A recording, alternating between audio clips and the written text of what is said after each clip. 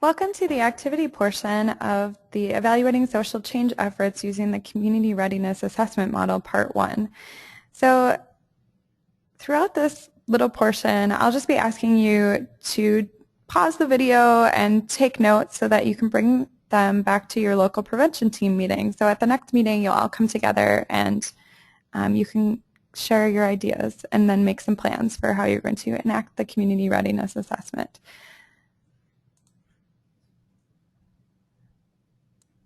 And my name is Danielle Drake from the Improve Group, so thank you so much for joining me.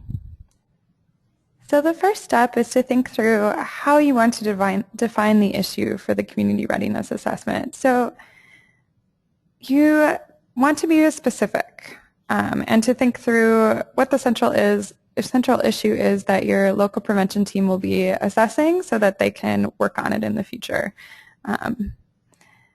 So just take a couple of seconds, pause the video, and make some notes for yourself.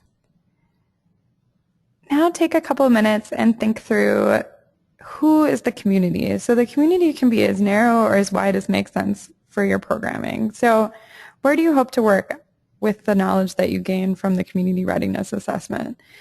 What level of readiness assessment will be useful for that work? So you can think through, is it a geographic community? Is it a subgroup from a geographic community?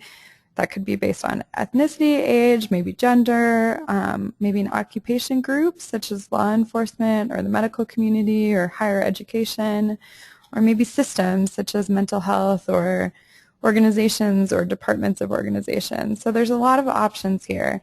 So pause the video and just jot down some notes about what you think the most relevant community will be to assess.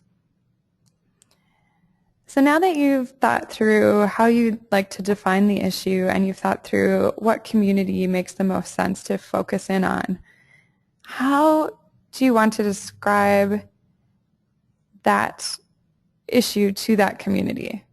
So what word choice is going to resonate the best with this particular community around this particular issue? So you want your community to easily understand what you are assessing. So what words does this community use to describe that issue? Just pause the recording and take some notes. There's no right or wrong answers. These are just ideas that you'll share at your next meeting.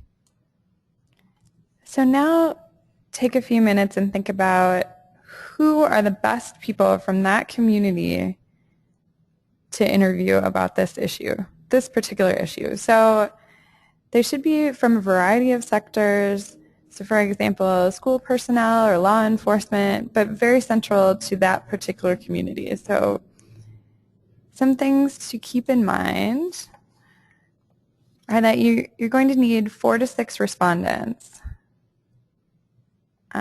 who are involved in the community pretty deeply and who know what's going on around this particular issue, because they're going to be the ones that are sort of in the know and that are giving you the pulse on what's happening in the community and at what stage of readiness the community is at, so that you can plan your intervention strategically to address that level of readiness. So just pause this and generate a list of 6 names that you can bring back to your next meeting with you. So the last thing I want you to think about is the outreach strategy.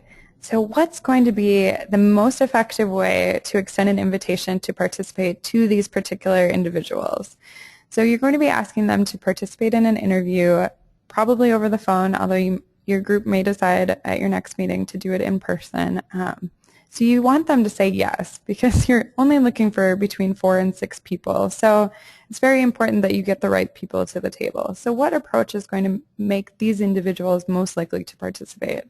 So for example, it could be a personal invitation from someone who's at a meeting with them and is seeing them face to face, someone that they know well. It could be a call from the director of the organization who maybe they respect, or it could just be an email. Maybe these are busy people. They're most likely to respond that way, or they have someone who does their scheduling for them. So just take a couple minutes and pause the recording and jot down some notes of what you think will be most effective. And you could tailor it to each individual as well.